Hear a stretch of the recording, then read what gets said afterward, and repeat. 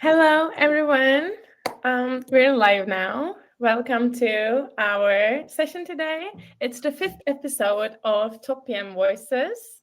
And today we have Sito Lombardo and Ramli Joan. Let's give a couple minutes until more people to join in. And meanwhile, maybe you can quickly introduce yourself. Which one of you should like to go first? Go ahead, Romley. I was gonna say, hello everyone. It's Ramli John here. I'm a growth advisor, currently content director at Appkeys as well. I wrote a book around onboarding, product-led onboarding, and each part about that is delight. I call it. People call it the aha moment, but like delighting your users is so important. We're gonna talk a little bit more about that. So that's me. See Todd. Thanks, Romley, and thank you all. Great to be here. C. Todd Lombardo. I am currently a product advisor. I'm an adjunct faculty at a business school in Madrid. I've been former VP of product at Appkeys, as well as a few other startups. I've written a handful of books, product roadmaps relaunch, design sprint, and product research rules. And Romley and I are kind of digging into this delight concept that we're eager to talk to you about today. So. Super excited for this session. Todd, I think airfocus hosted you before, yeah? It's not your first time here. It's not. I have been here before. I think, yes, I have been chatting with y'all before. Yes. Finally, we also got to meet. And Ramli, welcome again to airfocus. And today, our topic is customer delight and innovation. Before we dive in, I would like to ask you a poll question, as always, to heat some things up. So our question is, how would you rate the importance of customer delight in your organization? So that maybe we can see how is our audience is like. Oh, hi! Wow. Argentina, I love it. Oh, by the way, I'm joining from Germany today. And what about you guys? I'm joining from just outside of Boston, Massachusetts, in the United States. In Toronto, Canada. So 3 different countries. I like it. Global organization. Yeah. Okay. So I think while you vote on the poll question, you can also see the percentages of the answers. And most of our audience say it's not really, but high. Not very high, but high, which is good to hear. So we are 3 minutes in, and I would like to give the stage to you. I will keep the poll open just in case more people to join, and we can have another look at the poll results again. So the stage is yours. Wonderful. Thank you, Ala, and thanks all for being here. I am going to start sharing. I'm going to pause a second because it might take a second for this all to get to you. Let me see if I can get this to work appropriately. There we go. Hope that screen works well. Great. So yeah, you guys know a little bit about us. We're going to talk a little bit about delight today. Pardon me whilst I rearrange a few screens. Yeah, we're going to talk about something we're calling delightfully awesome. And yeah, I'm actually going to turn it over to Ramli and let him kind of kick us off. Ramli, just tell me when you want to go to slides. Yeah, feel free to go to the next slide. Hello, everyone. Super excited to be here. Let me start off with a story about the best meal I've ever had. It's at this 3 Michelin star restaurant called 11 Madison Park. I went there on my 39th birthday. And of course, the food was great. But what really blew my mind was how they really thought about each step of that diner experience. Let me give you an example. Usually when you walk into a restaurant, there's a person in the host in the back trying to, on an iPad. It's like, what's your name, sir or ma'am? Trying to confirm your name and your reservation. For Joanna, my wife and I, when we walked in, as soon as we walked in, it was like, good evening, Mr. Ramli and Joanna, John. And I was like, how did you know my name? And it was just what I found out later was everybody who made a reservation at this restaurant, they would Google their name and they would learn the name of the person, memorize their face, so that when as soon as you walk in, there was no like, hey, what's your name? It was just that moment of smile and delight that they brought in. There's other examples of how as soon as we sat down, they asked what kind of water we had, and before we even the host even left the table, we already had a water that we chose on our table. And I was like, do you have a lapel mic that you can tell the people in the back?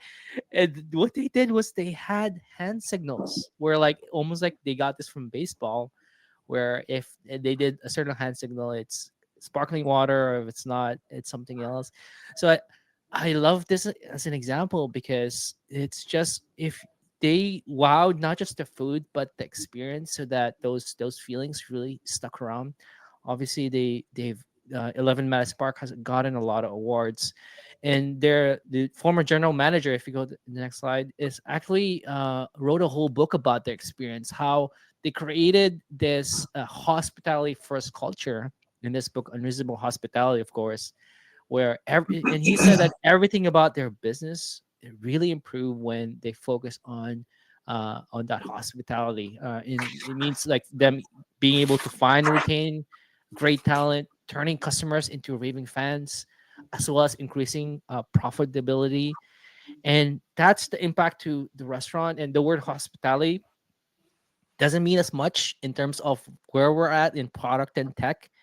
And our thesis here, Sitad and I, as we were working through this, is that we believe that when you create this delight first culture, everything about your business improves, just like what happened at 11 Madison Park. That this applies, and we're going to see in a bit different types of companies in B2C, B2B, e-commerce, SaaS, startups, enterprise.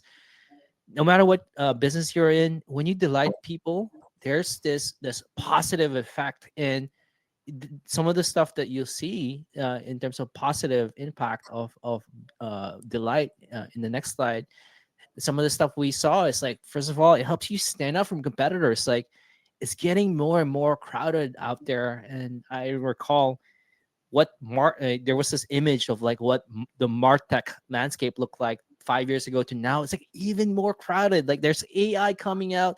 It can write code that's good enough. Like, how do you stand out from competitors when your competitors can build the features that you build as quickly as you can and catch up to it? And we're going to see an example with MailChimp, how they stood out. Email marketing platform is crowded, and we're going to see how MailChimp separated itself from the crowd through delight. The second is around how you can turn customers into evangelists and fans. And we're going to see this with Domino Pizza. There's a lot of pizza places out there. It's the mom and pop shop, but they created this really cool, delightful experience around the pizza tracker. And lastly, it boosts customer loyalty and retention. Sita's going to talk about how him and his wife, they have this Kenyan bike, and they have this moment called the new bike day. I'm teasing here what we're going to be talking a little bit, but like what it goes back to, if you delight your user and customer, everything about your business improves. So I'll pass it off to Sita to explain what the heck is delight? What are we talking about? Yeah, right. What is delight? So I would love it if for those listening, drop a quick anecdote or think about something that recently delighted you. Like, think about the last week. When did you have a delightful experience? I'd love to hear what has made a delightful experience for you recently. When were you delighted and why? Like, what company delighted you? Or did you delight somebody else? Right? Give us a quick little shout in the comments of like, what was delightful for you? I love Ramli's story, and that's just so cool. And part of that is like, there's some element here. I'm going to put my Professor Lombardo hat on just for a second and talk about something called expectation confirmation theory. It's like, what is delight, right? And there's a lot of different things. It's a way to, incite positive emotions, but they have to come from a certain baseline. And what is that baseline, right? Well, it's usually some kind of product or service performance. And that once you have that interaction, it confirms, or in the literature you'll see disconfirms those initial expectations you have, and then you will have some level of satisfaction on that. And then like the confirmation theory from a management theory perspective is that's going to incentivize some kind of repurchase behavior or customer loyalty behavior. right? So this was sort of started in the 80s, and I'll sort of reframe this in a little bit, maybe to make this a little cleaner. But I just want to take a second to look at Turkish Delight Museum employees. I love to see those things.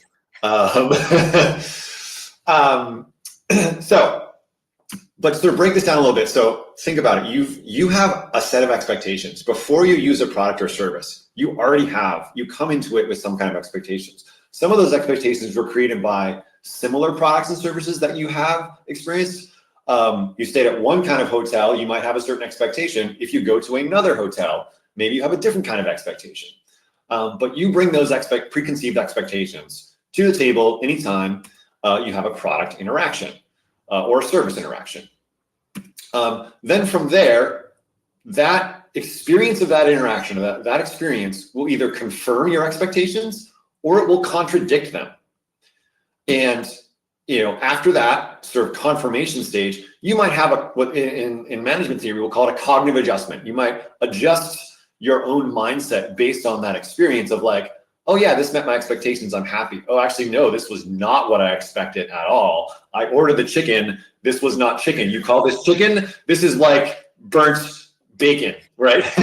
Like that's the kind of thing here. You have some kind of adjustment based on that experience. Now, what does that look like if it's contradicted or disconfirmed, if we want to be a bit more academic? You're going to be unsatisfied, right? If it goes against that, right? No, I thought this was supposed to be chicken. Why isn't it chicken?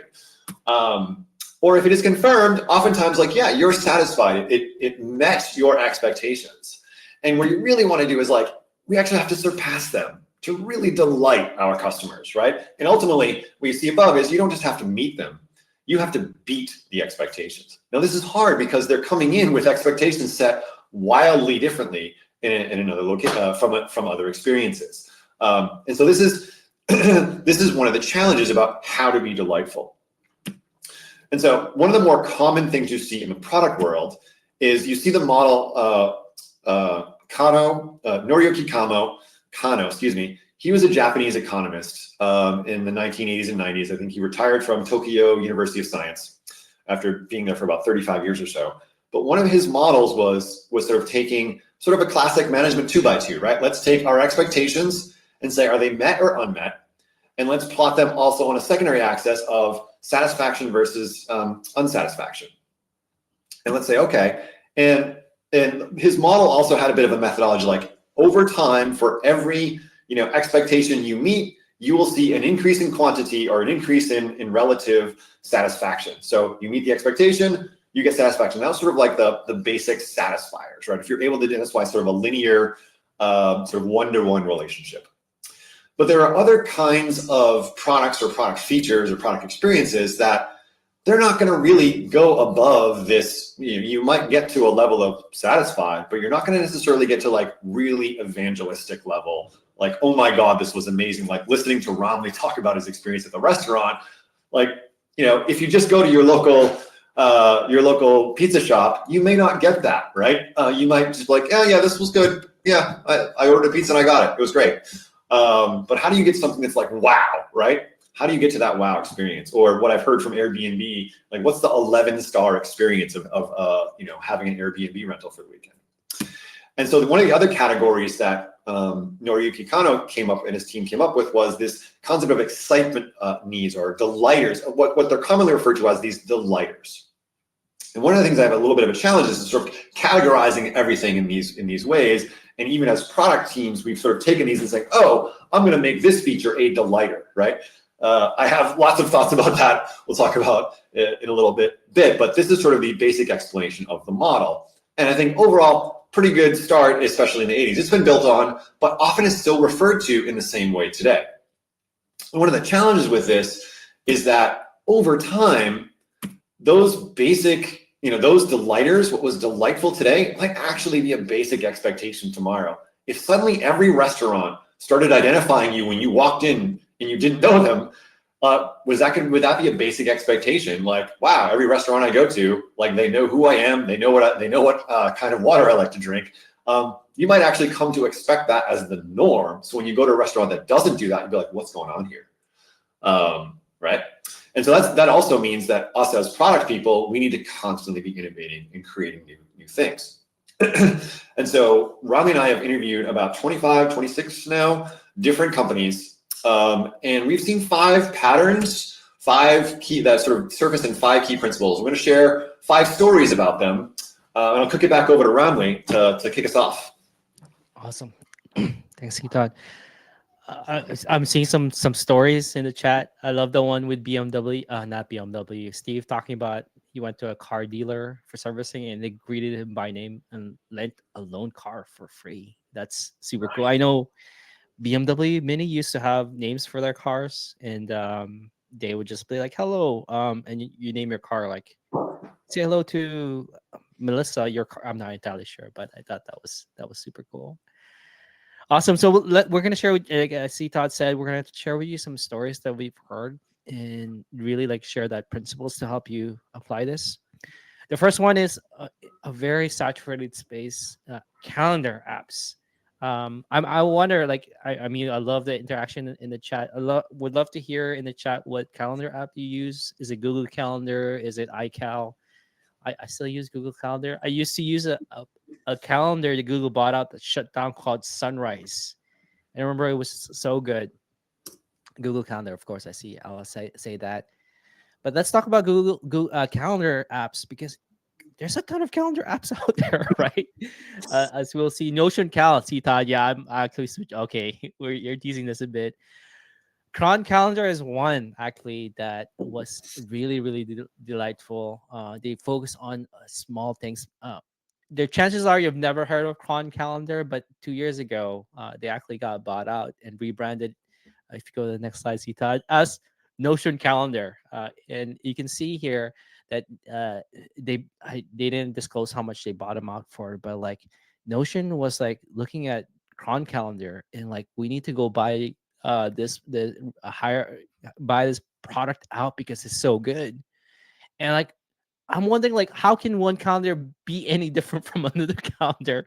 And we got a chance to talk to the founder of Cron Calendar, and he's now like leading up Notion calendar essentially. And it's like what makes why did your thing really stand out? And he was like, you really got to focus on that last mile or extra mile design details to really like find ways to, like a CTOD said, exceed those expectations that people have and small things that people already accept. Right here's an example. If One example is around selecting time zone, and the way that Google does this is they have sorted it by GMT minus something.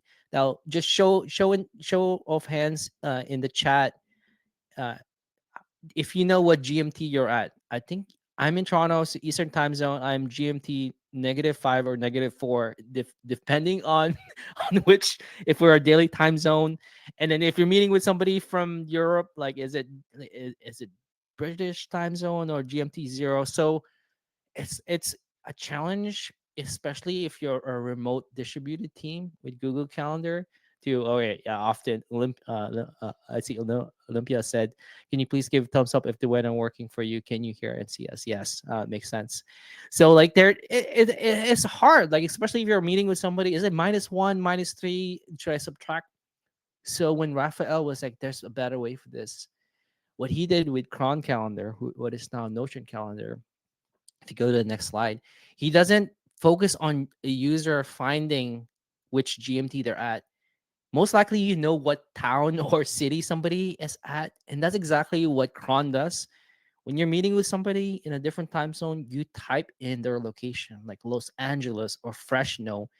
And based on that, it would adjust the time zone on that because people know where people usually are around, like London or somewhere else, and based on that they are able to find the correct time zone. Small details like that is how Kron really stood out when we chatted with him. If we go to the next slide, he really focused on 3 things on that made Kron stand out.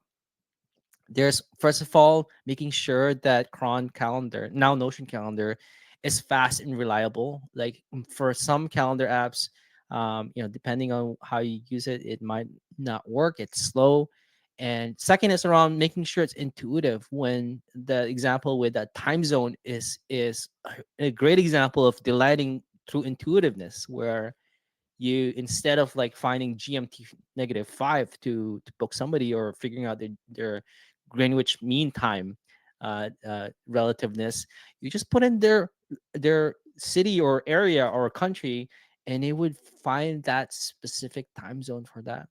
And the last thing that he talked about is something called whimsical, where small Easter eggs, like what you see on the screen, if you scroll your, yeah, you can barely see it, but it actually has this Easter egg where it says Kron there in the branding.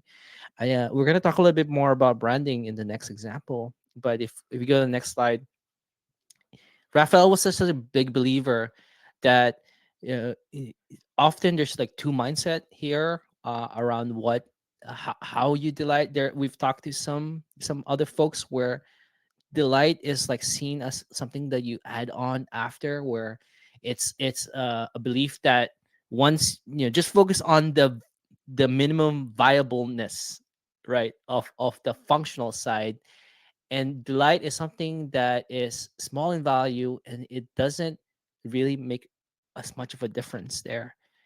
And the other kind of mindset that we've seen and we've heard that really make the difference is the belief that to stand out in a crowded marketplace, you can compete feature on feature with another competitor, but as the quote said, like, people will forget what you do or what you say, but people won't forget how you made them feel. And those moments of the feeling of joy or whimsy, like, I think, like that, finding those moments can really find those delight there. So the first principle we found with the companies that we've talked to really is that there's a belief within the leadership, or the founders, or the VP of whatever leadership there is, that the delight, it can be a differentiator for your organization. Before we move forward, I just want to make sure, any questions, or C Todd, is there anything else you'd like to add in the first principle? No, man, I think this is great. Like I said, we've seen these sort of two different mindsets, and it really comes down to like what the individuals collectively believe, and even what the team believes. And we'll talk a little about culture a little later. Awesome. So that's the first principle. The second story and principle. Let's talk about Mailchimp. Mailchimp is this company that's focused on email marketing, very similar to Cron Calendar. It's a very crowded market space. A lot of different products out there that is like now has email marketing. And really what they've stood out and delighted is really through small things that we got a chance to. I forgot his exact title, but he was a design leader at Mailchimp. And one of the things that we saw with them is like they really focus on, I'm going to get to this in a little bit, but they call it the MailChimp way. One of the things that they've done, if you go to the next slide, they when MailChimp moved into online, people can create online stores with MailChimp. Uh, there was a few things that they went back and forth, and they kept asking themselves, how do we elevate the experience so that people get unexpected moments there? There's two examples. One of the first one, you see this bill here with the with Mailchimp's logo. His name is Freddie. I didn't know that. So one of the first things that they did is like, okay, it's gonna be hard to launch this store for some folks. They were at that point now trying to compete directly with companies like Shopify. Was like, hey, what if every, like, the first 10,000 people, our customers who create their store, we send them like Mailchimp bucks is what they called it, framed, to say, hey, we believe that here's a gift to celebrate you launching your store and making your first dollar online. I was like, whoa, that's so cool. Of course, they sent that out, and not every company has the budget to ship out things like that. But the other thing that they did was, every time this person that we chatted with, they worked on, every time somebody launches a store, what's the next thing? What's the next logical thing that the user or a person or a customer would do usually it's actually trying to get people onto that online store to start making money. So one of the things that they did was created mock-ups of banners and Facebook ads and templates that they pre-create right away as soon as your online store shows up. They were like, hey, here are some banners templates and Facebook ad templates that you can use to start getting generating that. And people were like, whoa, that's so cool that you've already started thinking beyond just launching the store. And this is such a great example of both delighting through adding an extra, shipping something physical, or just like thinking ahead and what would they need next. And this question is something that the design team, and just not just the design but the whole team at MailChimp did early on. If you go to the next is something that they asked themselves. We asked them one time, the person we talked to was like, his manager was like, this is not good enough. And the question I asked him was like, what was the question you asked each other in this experience? And the question was, is this the MailChimp way? And I was like, whoa, that's super interesting. Is this how we represent our brand? How we elevate and really deliver an experience that exceeds what our users are expecting? Is exactly the question that they had. And the driving force they had was like this really deep empathy. As you can see in the middle there, both of them were the founders, co-founders of MailChimp. And one of the co-founders of MailChimp, if you go to the next slide, said, this is what he said here. This is Dan. He used to chief customer officer at MailChimp. He said that whenever he talks to customers, he tries to capture those emotional moments, both the delightful and frustrating ones, to really help the team see things from the customer's perspective. And I love that because, like, the example with the Facebook ads, you really have to have that deep empathy to understand what is the next struggle that a customer would have once they launch their store, so that we can remove that and almost like predict and help them remove that frustration even before they feel it. And that's like, we should show them Facebook ad templates with that. And that's the second principle that we found, is that to delight, to create this experience, you don't have to just believe it's a differentiator. It's like to really deeply understand and empathize with the user and the customer, what they could be struggling with, what they can be joyful with, so that making sure that you deliver something that they that exceeds their expectation. Any questions? I just want to keep going. All right. Yeah, let's keep it rolling. Yeah. Yeah, post the questions and we can kind of get to them afterwards, I guess. And yeah, really getting beyond just like the psychological or like rational understanding, getting also to the emotional understanding. I think that's the other thing here. Is like empathy is about emotion, so get to that emotional understanding. So third story here is really a kind of a tale of two cultures. So one of the people we interviewed worked at Zappos, and we were actually initially talking to him to sort of understand Zappos. Zappos has a reputation for delighting customers and really kind of going above and beyond. And in fact, there was even a whole aspect of Tony Hsieh and his culture, like they even had a service wing, like helping other customers create the sort of the Zappos way and delight, etc. This person also worked at Guild Group after his time at Zappos.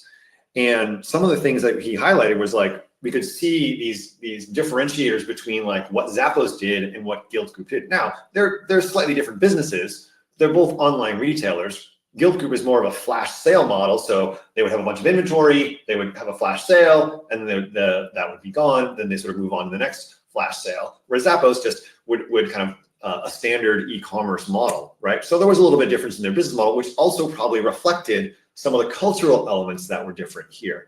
Both of them are successful companies to a degree. You could argue one more successful than the other, but they had different things. I want to highlight like, what did Zappos do a little bit differently culturally? You know, let's peel back the curtain to look at what they did. So one of the things was that like we asked, well, what information got shared around the office on a regular basis? And at Zappos, they always would share, here's the yesterday's sales number. And here were yesterday's top 10 customer quotes. And they were always positive. We asked, are they positive quotes? Are they negative quotes? Were they frustrations? Were they what? He's like, no, they're always positive quotes. And said if it was negative ones, it kind of wear people down over time. So that they were a little bit like, what are the top most positive quotes to really keep the team on energy high and motivation high? And a guild group, they would, after they'd have a flash sale, they'd share how that sale went, right? So you got, but basically all you got was numbers. You didn't get any qualitative information. You got a lot of quantitative information. When it came to employee onboarding, Zappos, and this person worked at Zappos probably in the mid 2000s, so it has been a bit now. So maybe some of these principles have changed at all. But Zappos at the time, the first 2 weeks of every new employee, they would go work in the customer call center, and they would have to listen to and answer and address customer complaints, concerns, returns, whatever. That would give them, talk about customer empathy, right? It would give the first customer, it didn't matter what they were doing. If they were going to go work in finance or accounting or shipping, it didn't matter, or development, they would still have to spend their first 2 weeks in this customer call center. Guild Group didn't do anything like that, at least not what this person told us.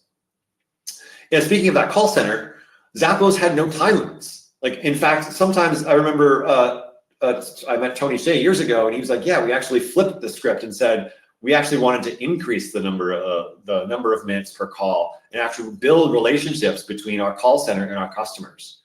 And Guild Group actually had time limits per call. So get them off in 30 seconds, answer their question, get on to the next one. We've got so many of them to go. We don't want people to be hanging on hold for too long. One of the interesting insights that came out of this, we learned, was that when a customer called into Zappos and they had to return something, or they had a problem with their order, there was some kind of friction. They actually would be more profitable as a customer. They would come back more because they had some human touch point. They had some connection here.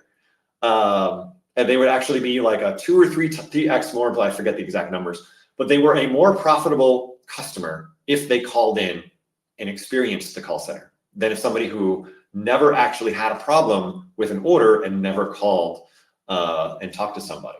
So that was really interesting. I was like, wow, okay. Then they said, let's step on the gas and actually have people talk to our call center. When it came to the end-to-end experience, Zappos owned it, right? They from start to finish, they tried to own just about every single aspect of that experience.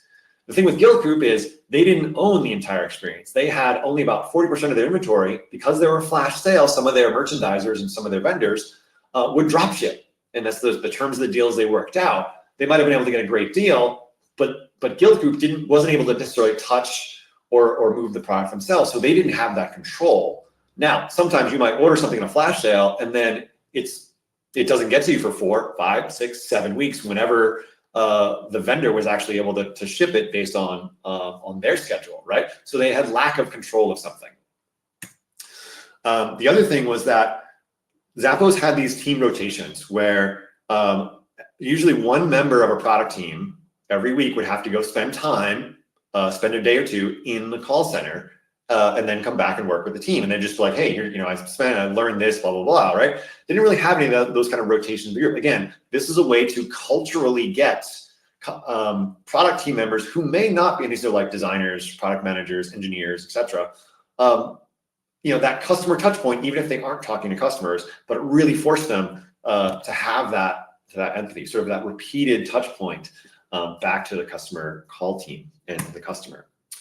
And last thing is just do a comparison, and this isn't to try to make Guild Group look bad by all means. It's just like, hey, here's the acquisitions, what happened, right?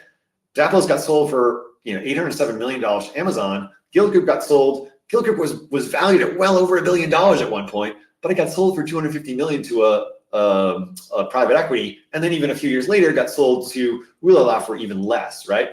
Again, business models do dictate how some things are done. What we're trying to highlight here is when you really influence, when you really put an emphasis on the things that are delightful to customers, that build longer-term emotional connections, they have value. Those things have value, even if you may not be able to measure every single one. So our principle number 3 is your team culture matters. The things you do internally matter, and they will exude out to your customer and your end user. Ron, anything to add before we go to the next one? No, I love that. It really is that it takes a team to to deliver something like this. I think it's just not designed as everybody else. Right. Speaking of teams, how many of you have ever assembled a bicycle by yourself? And can you? Do you know how? Could you be able to do it? Well, Canyon bikes. Now, for those who know me, I'm an avid cyclist. I make no secret about it, right? If you know who I am, you know that I ride a bike. If you see my Twitter profile, it's got a picture of me on a bike somewhere. I love riding bikes. I always have. And I do, in my basement, we have a couple of Canyon bikes. Between my wife and I, we have like 9 or 10 bikes. So, and by the way, Canyon is a German brand, just like airfocus is, I believe. They sell performance bicycles. You may have seen them on Tour de France teams or other pro cycling teams. The thing about a Canyon bicycle is you cannot buy it in a store. Maybe you buy a used one, but you can't buy a new one in a store. You can only buy them on their website. And so Canyon has to think about, how do we get this box to a customer and allow them to figure out how to build it, because you can't necessarily ship an entire, like, the box would be really huge if the bike had to be fully assembled, and that would be a really expensive box and a very expensive shipping cost. So Canyon has to think about the entire experience, from even browsing all the way to buying, then building, and then using. And so they think really holistically about this, but they also focus in on what they call New Bike Day. And it's not that they ignore the rest, but they put a lot of energy and resource around New Bike Day. And a lot of it comes down to packaging engineering. And the packaging engineering team, the packing team, they don't rest in their laurels, right? They're constantly innovating and trying to find ways to better and improve their packaging. Just about a year or so ago, so when I interviewed the team, a year ago is when they did this, but I recently interviewed the team, and they told me about something that what they were trying to do initially was, when you initially open the box, this is the box. When you first open it, there's a smaller box, and this is the one that's open on the table here. And in that box, there's all sorts of instructions. And those instructions tell you how to assemble the bike and blah, blah, blah, blah. And what they found, they did a lot of testing, and they found that the box was actually falling down to the bottom of the box, the bottom of the bike box. So that little, hey, open me first box wasn't being opened first. In fact, it was being opened last. And so they had to rethink how they packaged and positioned that box so that it would be pretty much front and center. As soon as you open the bike box, you'd see open me first, right? And so that's something that happened only about a year or so ago. But they also include tools. You see some of the tools and things there. They also include, they send you plenty of emails. They have lots of amazing videos and tutorials on how to do this. They also give you a 30-day home trial. So if you don't even like the bike after riding it around for 30 days and and once the bike's not broken, you can send it back, no questions asked. So they kind of really take as much as they can out of it. And here's the thing, they don't control once they hand the bike over to FedEx or DHL, it's out of their hands, right? So they try to think through all the different scenarios that would happen, and they constantly try to test and pressure test what can go wrong and how to improve it before those things even happen. Right? So this gets us to principle number 4 is being holistic. They really have to think end to end, and they really have to design things that they may not be able to control. All right, last story. And then we'll tie a bow on this whole thing. So if I was to ask you, you invest $1,000, would 10 years later give you $47,000? And there's one way to do that with delight and data. So if you invest $1,000 in a company in 2009, some of you might say, yeah, okay, Google, maybe Apple. Well, not quite. Actually, this is where Domino's Pizza beat the crap out of them all. $47,000. So if you invested $1,000 in Domino's stock in 2009, you'd have $47,000 in 2019. You wouldn't have nearly as much if you invested in those other tech companies. Kind of mind-blowing. How did they do it? Well, they started in 2008 with this thing called the pizza tracker. Now, here's the thing. Domino's was already capturing all of this data. Every franchise had to track, when they got the order, timestamp. When the order was prepared, timestamp. When the order was put in the oven, timestamp. When the pizza was out of the oven, timestamp. When the pizza was put in the car, timestamp. When the pizza was delivered, timestamp.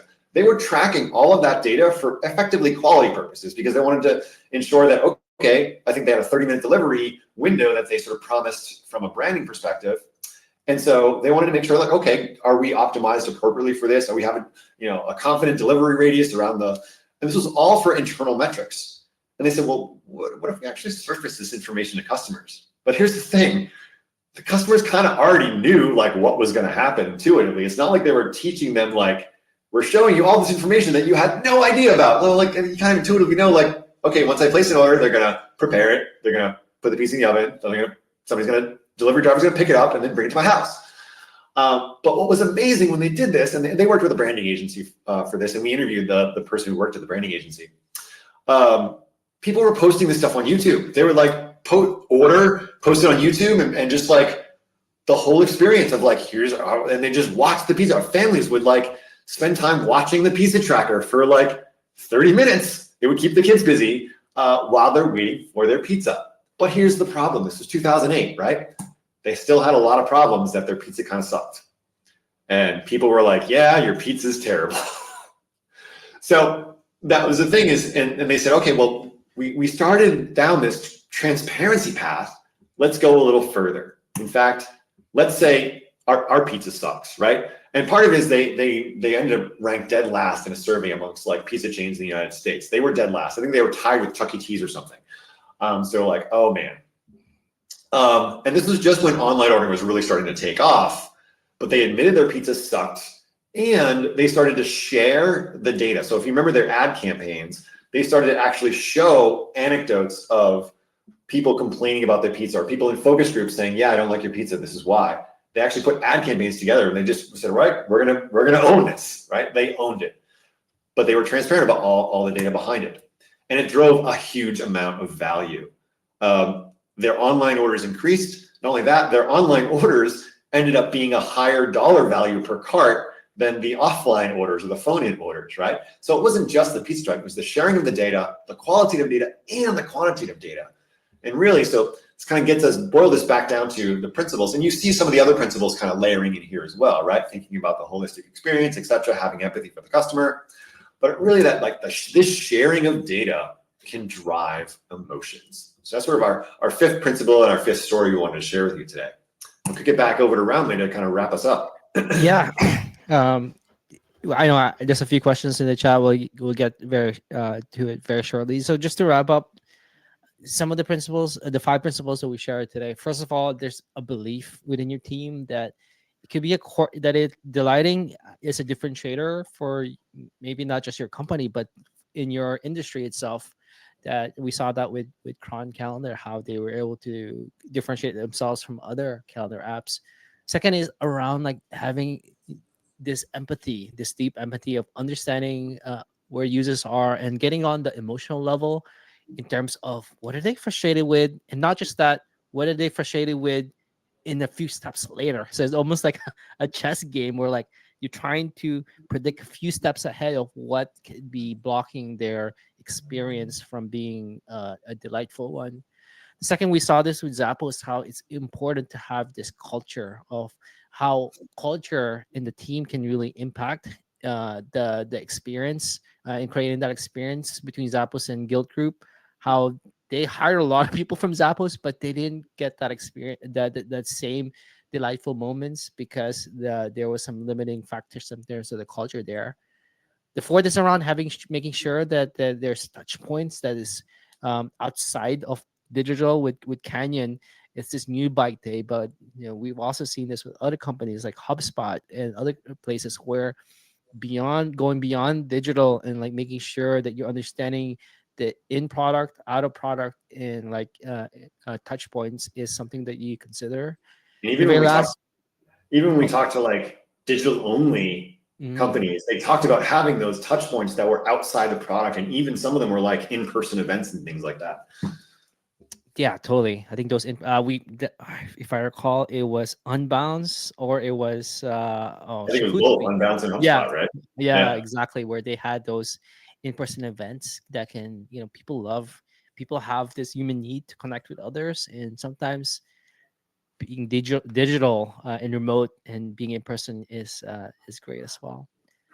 The last principle is around using data to drive those data points. We saw this with pizza, with Domino's, where they had all these data points. It's just connecting it and making it an experience where people had this really great emotional experience with eating pizza, and ordering pizza and eating it, of course. And I saw some people in the chat saying they started getting hungry when you were talking about Domino's pizza. See, Todd, that's the 5 principles that we have. We are like building this out. I know there's some questions in the chat.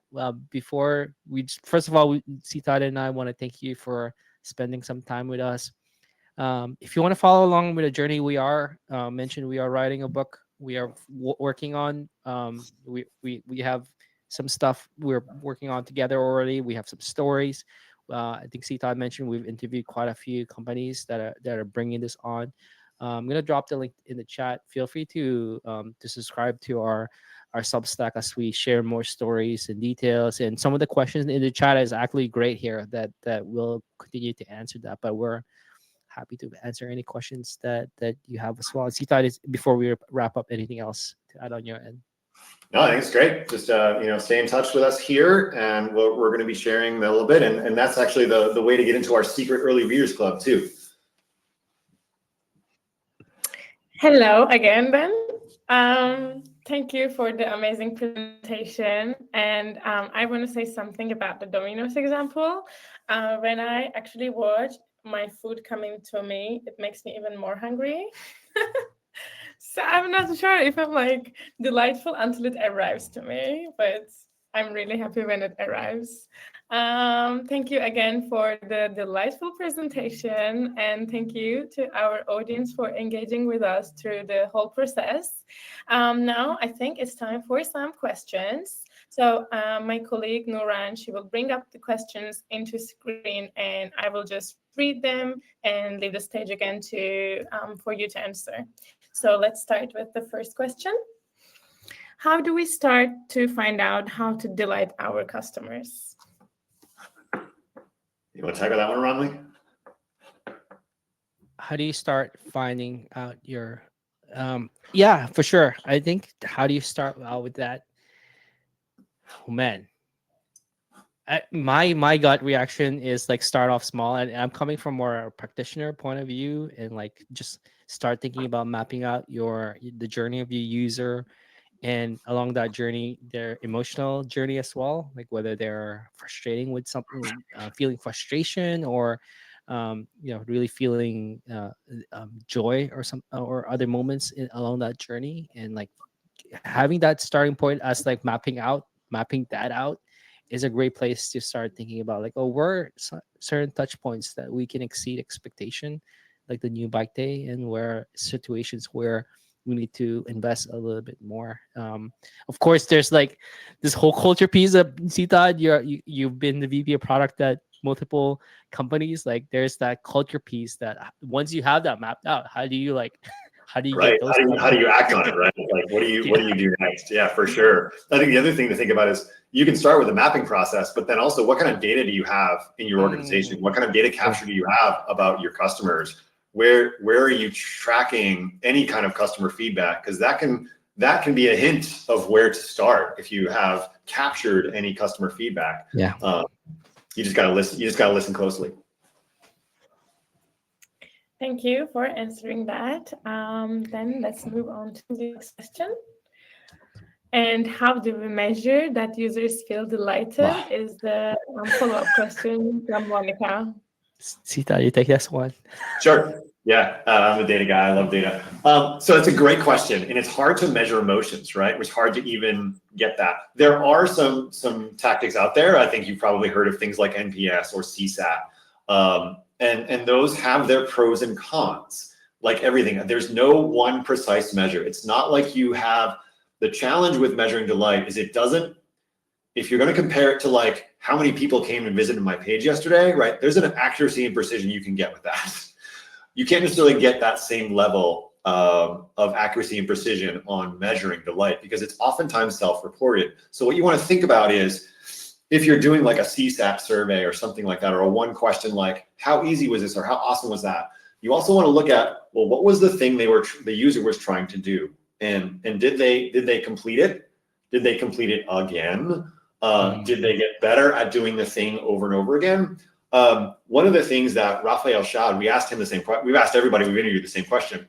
Raphael Schad from Krone mentioned that he said, I would actually go and after we do a release of a product feature, they would look on Twitter to see how many times their post was liked, commented, and reshared.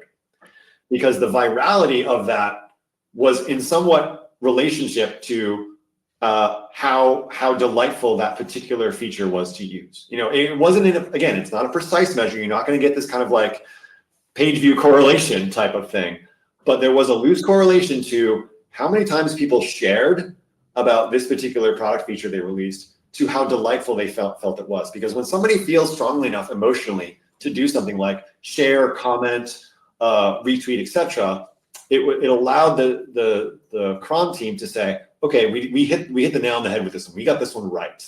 So I think that was one way to measure it. I like it. All of the above. Yeah. Any other questions? Oh man, wow. How do you handle situations where customer expectations may be unrealistic or conflicting with the organization's capabilities or priorities? Oh man.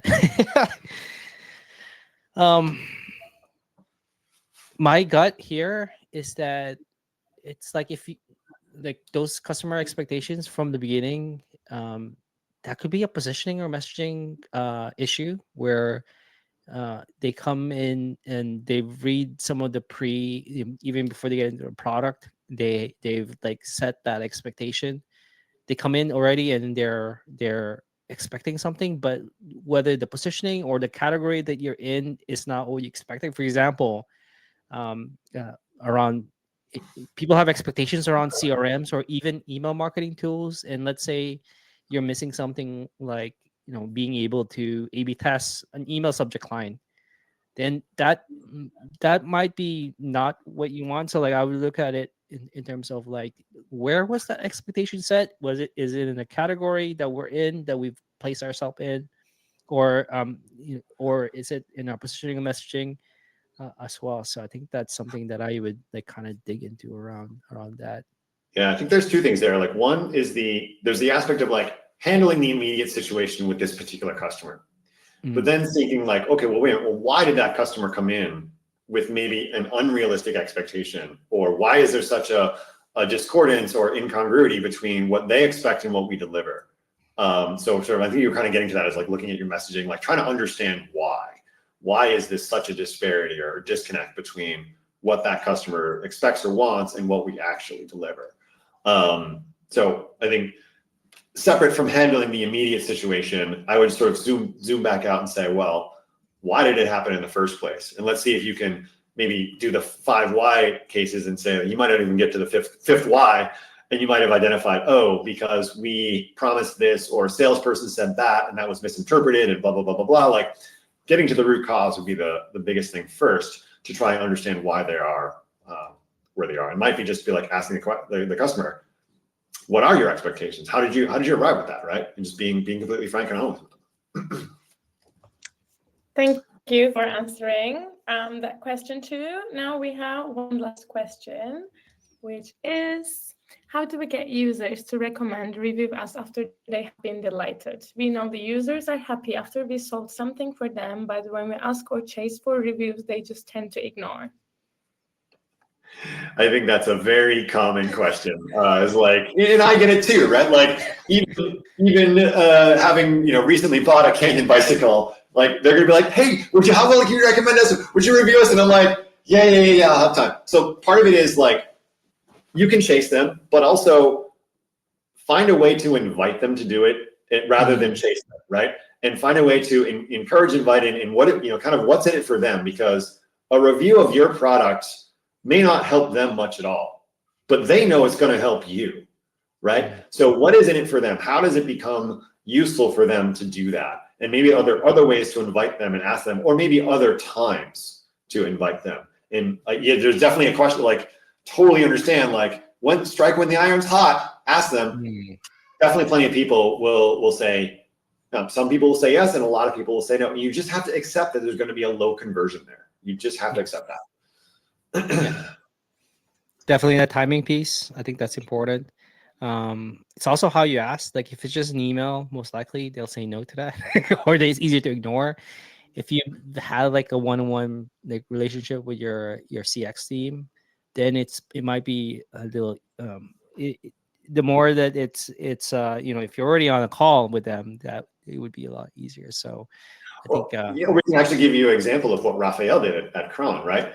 He set up a feedback email that went to his team, and he and his team would like carve out or he would personally carve out, like he said, like 2 hours on a Sunday afternoon, and he would just literally go through each one and reply to some of them. So he kind of got this way to like, this is coming from me as the personal CEO, right? So made it personal rather than just coming from a company. It actually came from a human being, right? So I think that was one of the takeaways there is if you can make it more personal to the end user, right? Driving that relationship, driving that thing, that could also maybe increase the likelihood of some kind of response. Thanks for your answers. Myself, I just try to be a nice human, and when some people ask me to just put a nice review, if I'm also delighted, I'll just try to do my best because I know how they feel. Thank you for today's session. It was a really fun and insightful event for us. And thank you for our audience for joining us today. Before we close, I would like to invite a webinar, which is with Tim Herbeck about the topic of from product strategy to quarterly OKRs. And followed like 2 weeks later than this, we're going to have a roundtable discussion, which I am super also excited about. It's going to be about product operations, which is, I think, quite a hot topic right now. So excited for all of them. And thank you again for being here today with us. And Thank you. It was an absolute pleasure on our end. And those 5 people are awesome. So you should definitely go sign up because they're all fantastic smart people to learn from. In fact, I think I'm going to go sign up for them right now. all right. Hope to see you all there. Talk to you guys later. Enjoy your meals. Yes. Thanks, Olympia, for the reminder. Bye.